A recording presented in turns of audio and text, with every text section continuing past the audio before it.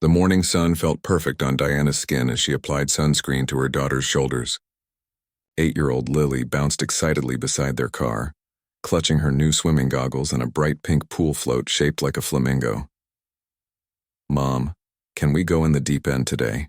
Lily asked for the third time that morning. Diana smiled and zipped up their beach bag. "We'll see how you do in the shallow end first, baby girl."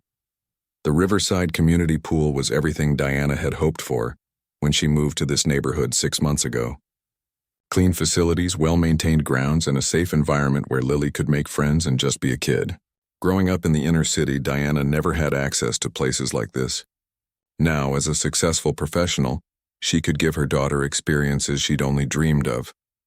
They walked through the entrance gates, showing their membership cards to the teenage lifeguard. The pool area buzzed with weekend activity. Families had claimed spots under colorful umbrellas. Kids splashed in the shallow end while parents watched from lounge chairs, and the smell of sunscreen mixed with chlorine filled the air. Diana noticed they were one of only 2 black families at the pool, but she'd grown used to that in this upscale suburb. She chose a spot near the children's area where she could easily watch Lily, spreading out their towels on 2 lounge chairs. "Can I go in now?" Lily asked, already pulling off her cover-up. "Wait for me, sweetheart." Diana quickly changed into her swimsuit and followed her daughter to the pool's edge. The water felt refreshing after the morning heat. Lily immediately started showing off the swimming techniques she'd learned in her lessons, while Diana relaxed nearby, enjoying the rare day off from work. Her job rarely allowed for weekends, and she treasured these moments with her daughter. Within minutes, Lily had attracted a small group of children around her age. Diana watched with pride as her outgoing daughter introduced herself and invited others to play Marco Polo. Soon she was leading a group of 6 kids in the shallow end, organizing games and sharing her pool toys. "Your daughter is so sweet," said a woman approaching Diana. The blonde woman looked to be in her 40s, wearing an expensive swimsuit and designer sunglasses. "I'm Jennifer. My son Tommy is the one with the red swim trunks. I'm Diana, and thank you. Lily loves making new friends." Diana gestured toward the group of children. She's been looking forward to pool season all year.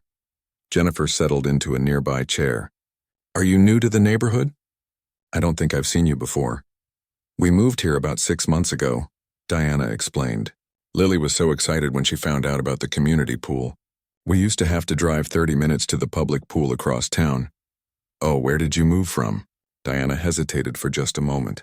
She'd learned to be careful about sharing too much personal information, even in casual conversations. "We lived downtown before this. I wanted Lily to have more space to play and better schools." More parents began joining their conversation as their children gravitated toward Lily's games. Diana found herself at the center of a small group, discussing everything from local schools to the best pizza places in town. Her warm personality and genuine interest in others made her easy to talk with. "What do you do for work?" asked another mother, Rebecca, who had twin boys Lily's age. "I work for the government," Diana said simply. It wasn't technically a lie, though it was far from the complete truth. Mostly paperwork and meetings. Pretty boring stuff. The women laughed and Rebecca nodded knowingly. "Aren't all our jobs boring when we try to explain them to other people?" Diana relaxed into the conversation, enjoying the normalcy of mom talk. They discussed summer camps, upcoming school registration, and the challenges of raising kids in today's world. For once, she felt like just another parent at the pool instead of constantly watching over her shoulder. Across the pool area, 2 police officers sat at a picnic table near the snack bar. Officer Robert Miller had worked this beat for 12 years and prided himself on knowing when something didn't belong. His partner, Officer Kevin Jackson, was newer to the force but equally suspicious of anyone who didn't fit his narrow view of the neighborhood. "You see that woman over there?" Miller nodded toward Diana, who was laughing with the group of mothers. "The black one with all the expensive stuff?" Jackson squinted across the pool. "What about her?" "Look at that bag she's got. That's a $2,000 purse, easy. And those sunglasses. Designer for sure." Miller leaned back in his chair, arms crossed. "What's someone like that doing in a neighborhood like this?" "Maybe she lives here?" Jackson suggested, though his tone suggested he doubted it. Miller scoffed. "Right. Look how comfortable she is talking to all those women, getting them to trust her. Classic dealer behavior." Jackson watched as Diana handed out snacks to the children, including some kids who weren't even with her group. She seems like she's just being nice to the kids. That's how they operate now, Miller said with the confidence of someone who'd made up his mind. They use kids as cover, build relationships with the parents, gain their trust, then start selling. I've seen it 100 times. But we don't have any evidence. Evidence? Miller interrupted. Look at the evidence. Expensive clothes, expensive accessories, but she's here on a Tuesday afternoon instead of at work. How's she affording all that without a job? Jackson remained quiet, but he could feel his partner's certainty influencing his own thoughts. Maybe Miller was right. Maybe they should keep an eye on the situation. Back at the pool, Diana was completely unaware of the scrutiny. She was helping Lily and her new friends organize a treasure hunt game, tossing pool toys into the shallow end for them to retrieve. The children shrieked with laughter each time someone found a toy, and even some of the adults began cheering them on. "You're so good with kids," Jennifer observed. "Do you work with children?" "Not directly," Diana replied, watching as Lily helped a younger boy reach a toy that had sunk too deep for him. "But I've always believed kids deserve to feel safe and have fun." She meant those words more deeply than anyone around her could know. Her entire career was built on protecting people, especially children, from dangers they didn't even know existed. Every drug dealer she helped arrest, every trafficking ring she helped dismantle, every corrupt official she helped expose, it all came back to making the world safer for kids like Lily and her new friends. The afternoon stretched on peacefully. Parents rotated between watching their children and chatting with each other. Diana found herself genuinely enjoying the company of these women, even if she couldn't be completely honest about her life. It felt good to pretend, just for a few hours, that her biggest worry was whether to sign Lily up for soccer or dance classes in the fall. She had no idea that across the pool, 2 officers were building a case against her, based on nothing more than their own prejudices and assumptions. She had no idea that her perfect day was about to become a nightmare that would change everything. The sun was starting to set when Diana began gathering their things. Lily had made 3 new best friends and extracted promises for playdates from their mothers. Diana exchanged phone numbers with Jennifer and Rebecca, genuinely looking forward to seeing them again. "Time to go, sweetheart," Diana called to Lily, who was still in the pool with her new friends. "Just 5 more minutes?" Lily pleaded, her voice carrying that universal tone of children everywhere trying to extend their fun. "We've already had 5 more minutes," Diana laughed. "Come on, let's get dried off." As Lily reluctantly climbed out of the pool, Diana noticed 2 police officers walking toward their area. She felt the familiar knot in her stomach that came from years of training to be aware of her surroundings. But she reminded herself this was a peaceful community pool, and the officers were probably just doing a routine check. Officer Miller approached with the confident stride of someone who believed he was about to solve a crime. His partner Jackson followed slightly behind, looking less certain but unwilling to question his senior partner's judgment. "Excuse me, miss," Miller said, his tone already accusatory. "I need to speak with you." Diana looked up from toweling off Lily, her professional instincts immediately alert. Something in the officer's voice and body language told her this wasn't a friendly conversation. "Is there a problem, officer?" she asked calmly, wrapping the towel around Lily's shoulders. "We've had some reports about suspicious activity in this area," Miller stated, his eyes scanning Diana's belongings. "I'm going to need to search your bag." Diana felt the familiar chill that came when she realized she was being profiled. She'd experienced this before, though never while off duty with her daughter. Around them, other families were starting to notice the commotion. "What kind of reports?" Diana asked, keeping her voice steady. "And do you have a warrant?" Miller's jaw tightened. In his experience, innocent people didn't ask about warrants. "I don't need a warrant for a consensual search." "Are you refusing to cooperate with a police investigation?" "I'm asking what specific reports you received and what probable cause you have for searching my personal belongings," Diana replied. She was careful to keep her tone respectful but firm. Years of training had taught her exactly how to handle situations like this, though she'd never imagined she'd need those skills while watching her daughter play. Jackson stepped forward, trying to appear supportive of his partner while feeling increasingly uncomfortable with the situation. "Ma'am, if you have nothing to hide, why not just let us take a quick look?" Diana knelt down to Lily's level. "Baby, go sit with Miss Jennifer for a minute, okay?" She gestured toward Jennifer, who was watching the scene unfold with growing concern. "But Mom, it's okay, sweetheart. Just for a minute." Jennifer immediately stood up and walked over. "Lily, honey, come sit with me and Tommy." She shot Diana a look that clearly said she thought something was very wrong with this situation. Once Lily was safely away, Diana stood and faced the officers. "Gentlemen, I know my rights. You cannot search my belongings without probable cause, a warrant, or my consent. I'm asking you to tell me specifically what crime you believe I've committed." Miller's face flushed red. He wasn't used to being challenged, especially not by someone he'd already decided was guilty. "Don't get smart with me. We know what's going on here." "What exactly do you think is going on?" Diana asked. "You've been here all day, talking to different people, building relationships, gaining trust," Miller said, his voice getting louder. "Classic dealer behavior? You're using your kid as cover while you set up your operation in this neighborhood." The accusation hit Diana like a physical blow. She looked around and realized that most of the other pool guests were now watching their conversation. Parents were pulling their children closer, and the relaxed atmosphere of the afternoon had completely evaporated. "Officer, you are making serious accusations based on what evidence?" Diana's voice remained controlled, but those who knew her well would have recognized the steel beneath her calm exterior. "The evidence is obvious," Miller shot back. "Expensive clothes, expensive accessories, but you're here in the middle of the day instead of at work. Where's all that money coming from?" Diana felt a surge of anger but forced herself to remain calm. She was acutely aware that any show of emotion would be used against her, and that her daughter was watching from across the pool area. "I work for the federal government," she said clearly. "I have the day off and I brought my daughter to the pool." "That's not a crime." Jackson was beginning to feel deeply uncomfortable with the direction this was taking. The woman seemed educated and professional, nothing like the drug dealers he'd encountered in his training. But Miller was his senior partner and he'd been taught to trust experienced officers' instincts. "Federal government?" Miller laughed harshly. "Right, what department? What's your badge number? What's your supervisor's name?" Diana realized she was in an impossible position. She couldn't reveal her true identity without compromising ongoing investigations. But these officers had clearly already made up their minds about her guilt. "I'm not required to provide that information without being formally arrested or charged with a crime," she said. "That can be arranged," Miller threatened, his hand moving toward his handcuffs. The crowd around them had grown larger.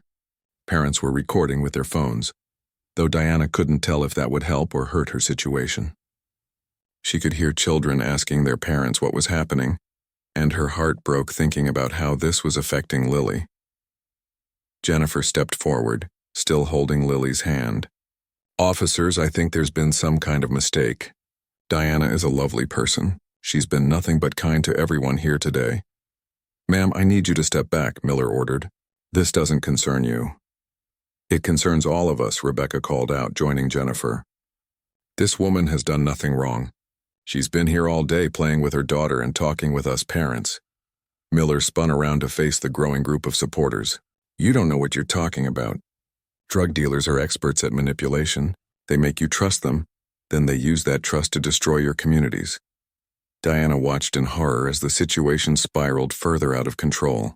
She could see the fear and confusion in Lily's eyes, and she knew that no matter how this ended, her daughter would be traumatized by watching her mother treated like a criminal. "Officer Miller," she said, reading his name tag. "I am going to ask you one more time to explain what specific crime you believe I have committed, or what specific evidence you have that suggests criminal activity." "Your attitude is evidence enough," Miller snapped. "Innocent people don't lawyer up and refuse to cooperate."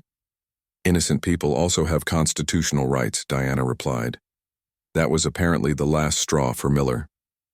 "Turn around and put your hands behind your back," he ordered, pulling out his handcuffs. "On what charge?" Diana demanded. "Resisting arrest, interfering with a police investigation, and suspicion of drug trafficking." Miller rattled off as he grabbed Diana's arm. The crowd erupted in protests. Several people were now actively recording, and Diana could hear voices calling the officers' actions inappropriate and illegal. But none of that mattered now. She was being handcuffed in front of her daughter and dozens of strangers, treated like a criminal for the crime of being black in a space where someone decided she didn't belong. "Lily, stay with Miss Jennifer," Diana called out as the handcuffs clicked into place. "Everything's going to be okay, baby. Mommy will be right back." But even as she said the words, Diana knew that nothing would ever be okay again. Her cover was about to be blown. Her daughter was traumatized, and two racist officers had just made the biggest mistake of their careers. They had no idea they'd just arrested one of the FBI's most decorated agents, a woman who had spent her career taking down the very criminals they falsely accused her of being. As they led her away from the pool, Diana's mind was already racing. She was thinking about her ongoing investigations, her team who would be wondering where she was, and the constitutional violations she'd just experienced. But mostly, she was thinking about Lily, and how she would explain to an 8-year-old that sometimes people are cruel and unfair for no reason other than the color of someone's skin. The police station felt cold and sterile after the warm afternoon at the pool. Diana sat in the back of the patrol car, her hands still cuffed behind her back, watching familiar streets pass by through the window. She'd driven these same roads countless times on her way to work, never imagining she'd see them from this perspective. Officer Miller sat in the passenger seat, radioing ahead to the station. "We're bringing in a suspected dealer." Black female, approximately 35, caught working the Riverside pool area. She was real resistant, wouldn't consent to a search, got aggressive when we tried to investigate. Diana bit her tongue, knowing that anything she said would only be twisted against her. The lies were already starting, and she hadn't even reached the station yet. At the front desk, Sergeant Patricia Wells looked up from her paperwork as the officers brought Diana in.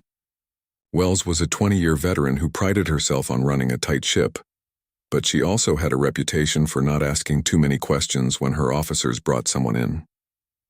"What do we have?" Wells asked, barely looking at Diana as she prepared the booking paperwork.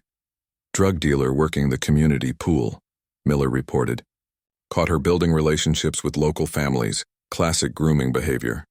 She refused to cooperate with our investigation and resisted when we tried to detain her." Wells nodded and began typing. "Any contraband found?"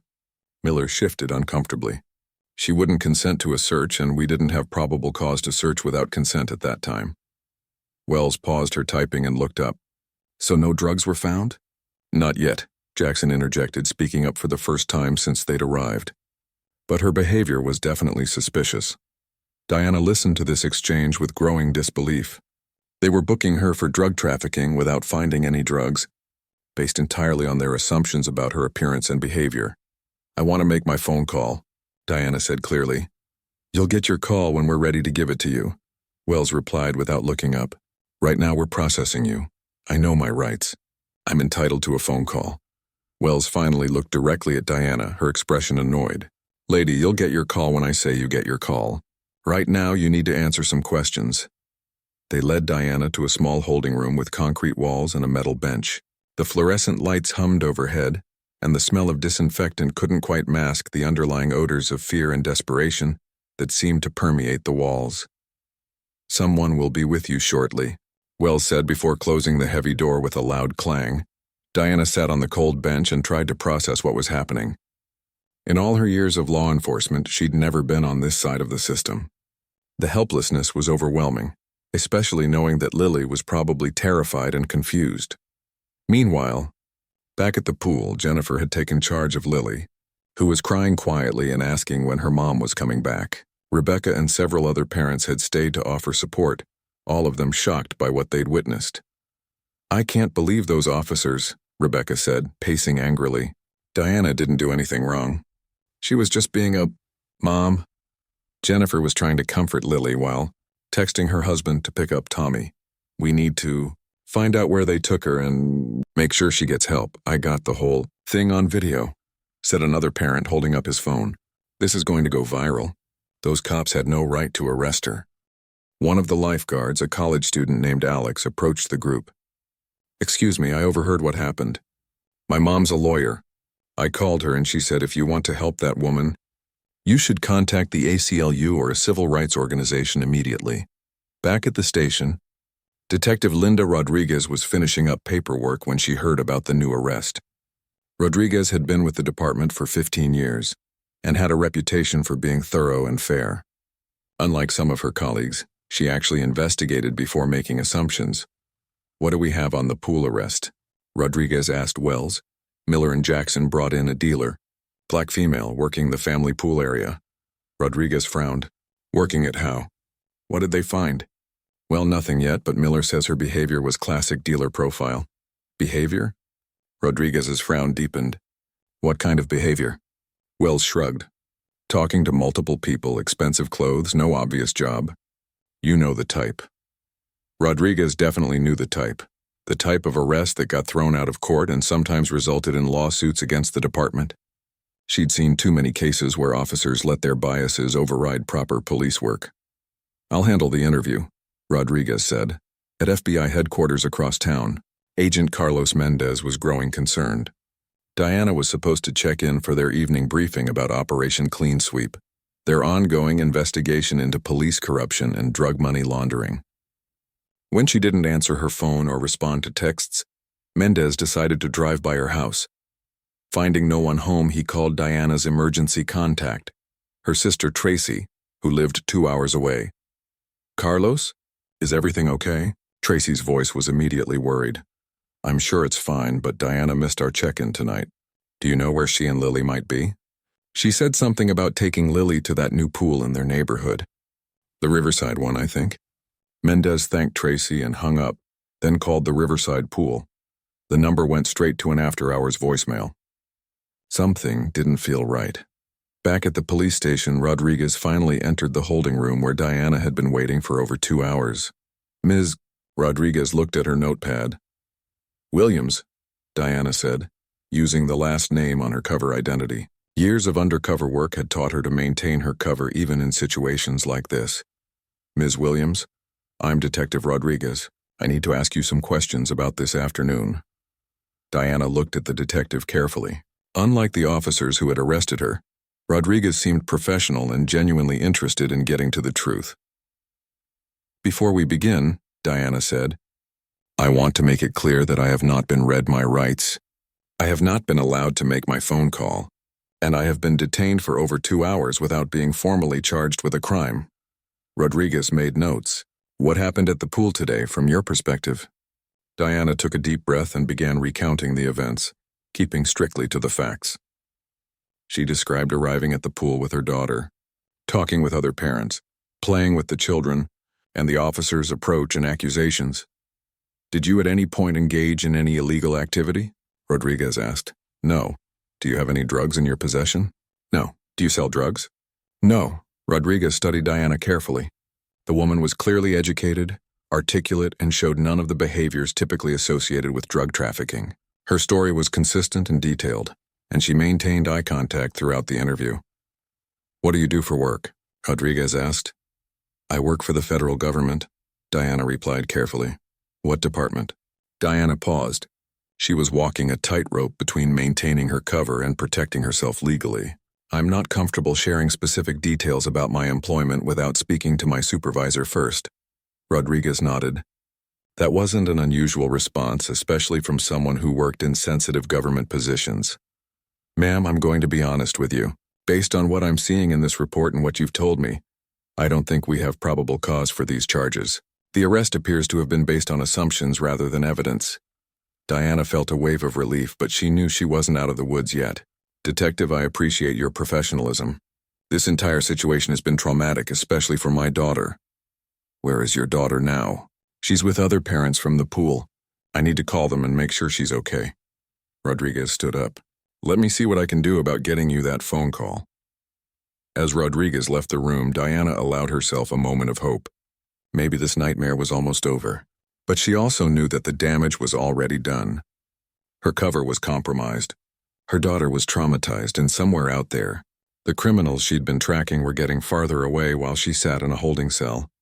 Agent Mendez, meanwhile, was driving through the neighborhood near Riverside Pool, looking for any sign of Diana's car. He found it still parked in the pool parking lot, which only increased his concern. Diana would never leave her car somewhere overnight, especially not with Lily missing their evening routine. He parked and called his supervisor, Assistant Director Helen Chang. Helen, we might have a problem. Diana's missing, and her car is abandoned at a community pool. Chang's voice immediately became sharp and focused. How long has she been missing? At least 4 hours. She missed our evening briefing and her car's been sitting here all afternoon. Carlos, Diana is our lead agent on the corruption investigation. If something has happened to her, I know. What do you want me to do? Start making calls. Check hospitals, check police stations. If Diana's in trouble, we need to find her now. As Mendez began making his calls, neither he nor Diana knew that the corrupt officers they'd been investigating for months were about to face the full weight of federal justice, all because two racist cops couldn't see past their own prejudices. Detective Rodriguez returned to her desk with a growing sense that something was very wrong with the Williams arrest. She'd been a cop long enough to recognize when her colleagues had acted on bias rather than evidence. And this case had all the warning signs of a potential lawsuit. She decided to run a more thorough background check on Diana Williams. As she typed the name into the system, she expected to see a standard civilian record, maybe a traffic ticket or two. What appeared on her screen instead made her blood run cold. The search results showed multiple security clearances, federal employment records, and restricted access notifications. But it was the warning message that appeared in bold red letters that made Rodriguez's heart skip a beat. Federal agent, notify FBI immediately if detained or arrested. Rodriguez stared at the screen for a full 30 seconds, reading and rereading the information. Diana Williams wasn't just any federal employee. She was FBI agent Diana Williams, and according to the system, she was currently assigned to a classified operation. Oh no, Rodriguez whispered, reaching for her phone. She quickly dialed the FBI field office, her hands slightly shaking as she realized the magnitude of what had happened. FBI, Agent Davis speaking. This is Detective Rodriguez with Metro Police. I need to speak with someone immediately about Agent Diana Williams. There was a pause. Can you hold, please? Rodriguez was transferred 3 times before finally reaching Agent Mendez, who had been coordinating the search for Diana from FBI headquarters. Detective Rodriguez? You said you have information about Agent Williams? Agent Mendez, I'm calling from Metro Police Station. Agent Williams is currently being held here on drug trafficking charges. The silence on the other end of the line stretched so long that Rodriguez wondered if the call had been dropped. Did you say drug trafficking charges? Mendez's voice was dangerously quiet. Yes, sir. She was arrested this afternoon at Riverside Community Pool. The arresting officers alleged she was dealing drugs, but there's no evidence to support the charges. Detective, I need you to listen to me very carefully. Agent Williams is the lead investigator on a federal operation targeting police corruption and drug money laundering. Her arrest may have just compromised months of undercover work. Rodriguez felt sick. Sir, I had no idea. The arresting officers didn't run a proper background check. Who were the arresting officers? Rodriguez checked her notes. Officers Robert Miller and Kevin Jackson. Another long pause. Detective, those names are familiar. Can you hold on while I check something? Rodriguez waited, watching other officers go about their normal duties, completely unaware that they were sitting on a powder keg that was about to explode. Mendez came back on the line, and his voice was grim. Detective, Miller and Jackson are both persons of interest in Agent Williams' investigation. They're suspected of taking bribes from drug dealers in exchange for protection. Rodriguez's stomach dropped. Are you saying this arrest might not have been random? I don't know yet, but we need to assume the worst. Is Agent Williams safe? She's in holding. She's been asking for her phone call for hours, but Sergeant Wells has been stalling. Detective, I need you to get Agent Williams out of that holding cell immediately and somewhere secure.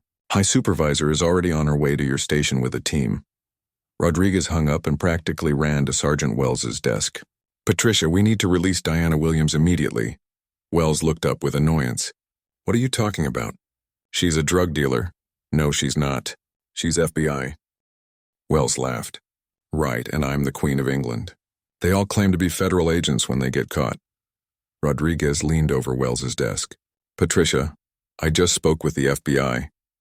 Diana Williams is Agent Diana Williams, and she's working undercover on a federal investigation. If we don't release her right now, this entire department is going to be under federal investigation. The color drained from Wells's face. That's impossible. Miller said she was clearly a dealer. Miller was wrong, very wrong, and we need to fix this before it gets any worse. Wells stood up quickly, knocking over her coffee cup. Get her out of holding, now. Meanwhile, at the pool, Jennifer was still trying to comfort Lily while coordinating with other parents who wanted to help. Her husband David had arrived and was recording statements from witnesses on his phone. "We can't let them get away with this," Rebecca was saying. Diana was completely innocent. Those officers were way out of line. Jennifer's phone rang. It was an unknown number, but she answered anyway. "Hello, is this Jennifer? I got your number from other parents at the pool. This is Agent Mendez with the FBI. I understand you've been caring for Agent Williams's daughter." Jennifer nearly dropped the phone. "Agent Williams? You mean Diana?" "Yes, ma'am. Diana is a federal agent and we're working to resolve the situation at the police station. Is Lily okay?" Jennifer looked down at the little girl who was curled up in her lap, exhausted from crying. "She's scared and confused, but she's safe." "Agent Mendez, what's really going on?" "Ma'am, I can't share details about our investigation, but I can tell you that Diana is one of our best agents, and what happened today was a terrible mistake. We're going to fix it." Back at the station, Rodriguez hurried to the holding cell where Diana had been waiting. When she opened the door, Diana looked up with the wary expression of someone who had been disappointed too many times that day. "Ms. Williams, Agent Williams, I'm very sorry for the delay. There's been a serious misunderstanding." Diana stood slowly. "A misunderstanding?" "Ma'am, I just spoke with Agent Mendez. We had no idea who you were. I'm so sorry." Diana's professional mask slipped for just a moment, showing the exhaustion and frustration beneath. "Detective, I've been sitting in this room for 3 hours asking for my phone call. My 8-year-old daughter is somewhere wondering why her mother was arrested like a criminal. I understand, and I know you have every right to be angry. Your supervisor is on the way, and we're working to get you reunited with your daughter immediately." As they walked back through the station, Diana noticed that the atmosphere had changed completely. Officers who had ignored her earlier were now watching nervously, and Sergeant Wells was nowhere to be seen. "Agent Williams," Rodriguez said quietly as they reached the main desk, "I need you to know that this arrest was not standard procedure. The officers who detained you violated several protocols, and there will be consequences." Before Diana could respond, the station's front doors burst open and Assistant Director Helen Chang strode in, followed by 3 other FBI agents. Chang was a small woman with steel-gray hair and the bearing of someone who had clawed her way to the top of a male-dominated profession. She surveyed the police station like a general inspecting a battlefield. "Where is Agent Williams?" Chang's voice cut through the usual station noise like a knife. Rodriguez stepped forward. "She's right here, ma'am."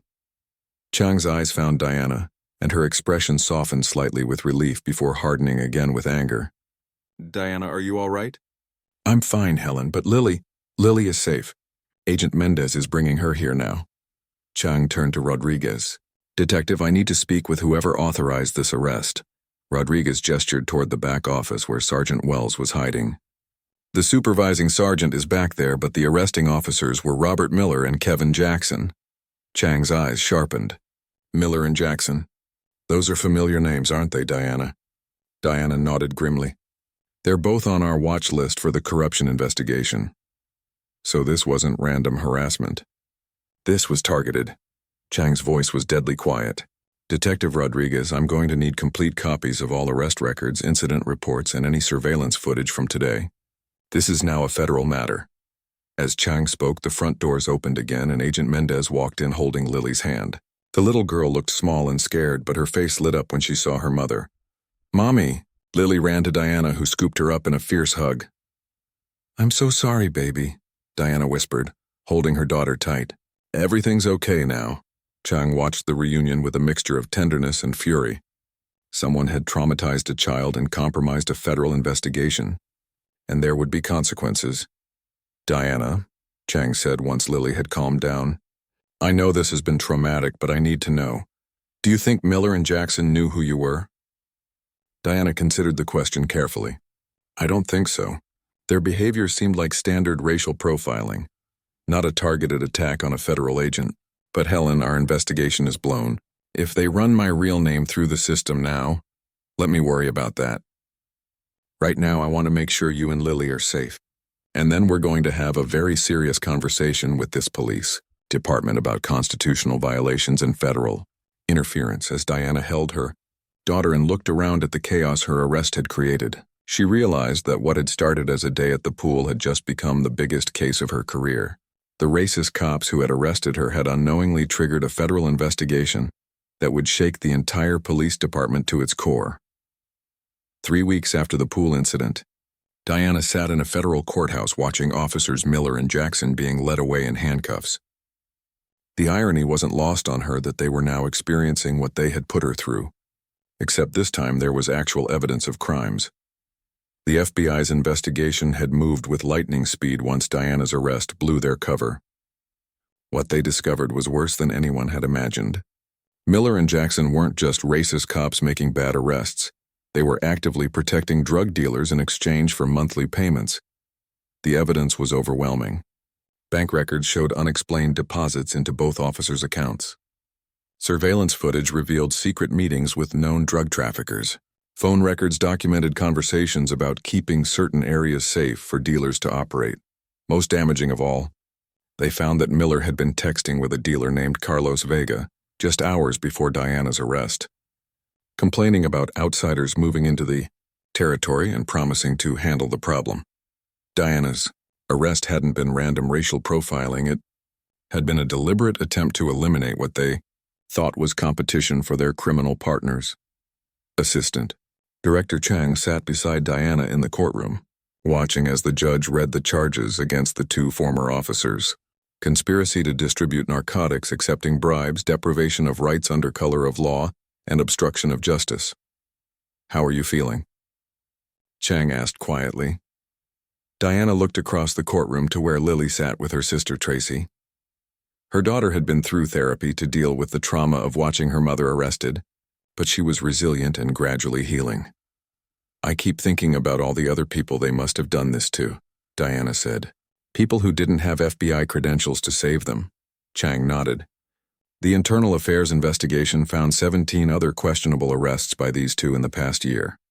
All people of color, all in affluent neighborhoods. Most charges later dropped for lack of evidence. The judge's voice cut through their conversation. "The defendants will remain in federal custody pending trial. Bail is denied." As Miller and Jackson were led away, Miller's eyes found Diana in the gallery. The recognition and rage in his expression confirmed what everyone already knew. This had never been about drugs or public safety. It had been about a racist cop who couldn't stand seeing a black woman in a space he thought she didn't belong. Outside the courthouse, Diana faced a crowd of reporters. Chang had insisted on a press conference to send a message to other corrupt officers that the FBI was watching. "Agent Williams," called a reporter from the local news, "how does it feel to see the officers who arrested you now facing federal charges?" Diana stepped to the microphone, Lily holding her hand. "Today isn't about revenge or vindication. It's about justice. Miller and Jackson violated their oath to protect and serve. They used their badges to profit from the very crimes they were supposed to fight.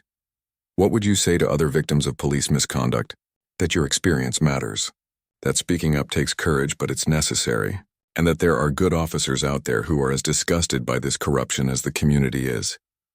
Another reporter raised her hand. "Agent Williams, there are reports that your undercover investigation has led to a broader corruption probe. Can you comment on that?" Diana glanced at Chang, who nodded slightly. "I can confirm that our investigation tying into police corruption is ongoing. Miller and Jackson were part of a larger network that we're continuing to dismantle." What Diana couldn't say publicly was that their arrest had actually accelerated the investigation in ways they never could have planned. The media attention and community outrage had prompted other victims to come forward. Whistleblowers within the police department had reached out to the FBI with information about additional corrupt officers. Most importantly, the drug dealers who had been paying Miller and Jackson panicked when their protection disappeared. In their haste to destroy evidence, they made mistakes that led federal agents right to them. After the press conference, Diana and Lily drove back to Riverside Community Pool. Diana had been avoiding the place since the arrest, but her therapist had suggested returning might help both of them process what had happened. The pool looked exactly the same, but Diana's perspective had changed completely. She could see the spot where Miller and Jackson had first started watching her, the table where other parents had recorded her arrest, the place where Lily had been crying and confused. "Are you okay, Mommy?" Lily asked, noticing her mother's tension. "I'm getting there, baby girl," They were greeted by Jennifer, Rebecca, and several other parents who had become fierce advocates for Diana after witnessing her arrest. The pool association had invited Diana back for a formal apology and to present her with a lifetime membership. Diana, Jennifer rushed over with a hug. We've been following the news. I can't believe those officers were actually criminals. It explains a lot about their behavior that day, Rebecca added. They weren't just prejudiced. They were protecting their territory. The pool manager, a nervous man named Frank, approached with an official-looking certificate. Agent Williams, on behalf of Riverside Community Pool, I want to formally apologize for what happened here. We've implemented new policies to ensure that discrimination never happens again at our facility. Diana accepted the apology gracefully, though she knew that policies wouldn't change hearts and minds. Real change would take time and sustained effort from the community. As the afternoon wore on, Lily gradually relaxed back into the joy of swimming and playing with friends. Watching her daughter laugh and splash in the same pool where she'd been traumatized felt like a small victory. Diana's phone buzzed with a text from Agent Mendez.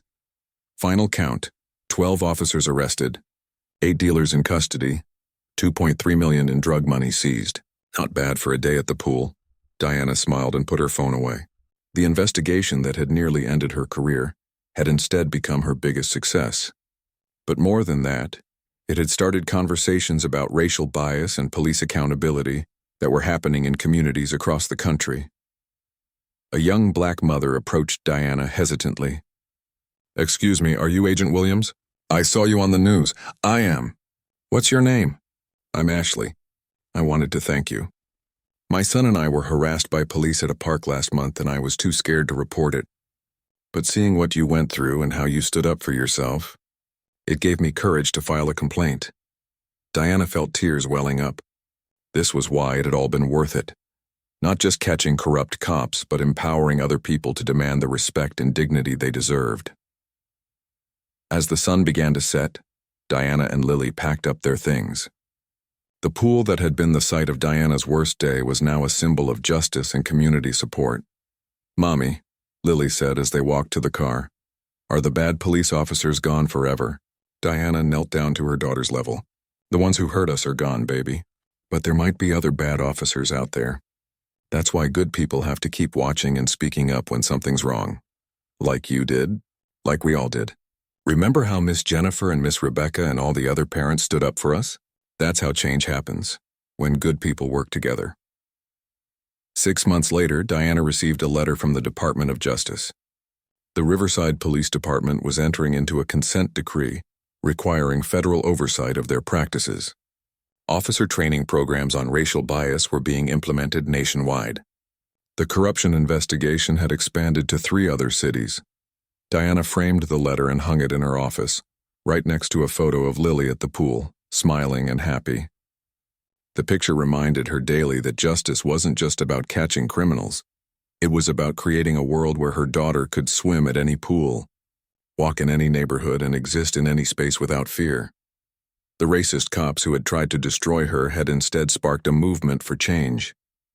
And sometimes Diana thought that was how justice really worked, not through revenge, but through making sure the next generation inherited a better world than the one they'd found.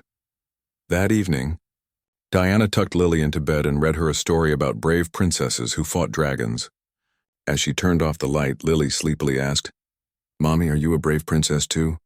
Diana smiled in the darkness. "We're all brave princesses, baby girl. We just have to remember to use our voices when it matters most." Outside, the neighborhood was quiet and peaceful. Diana's work as an FBI agent would continue, fighting corruption and protecting communities. But she would never forget that her most important job was being Lily's mother, and teaching her daughter that justice was worth fighting for, even when the fight seemed impossible to win.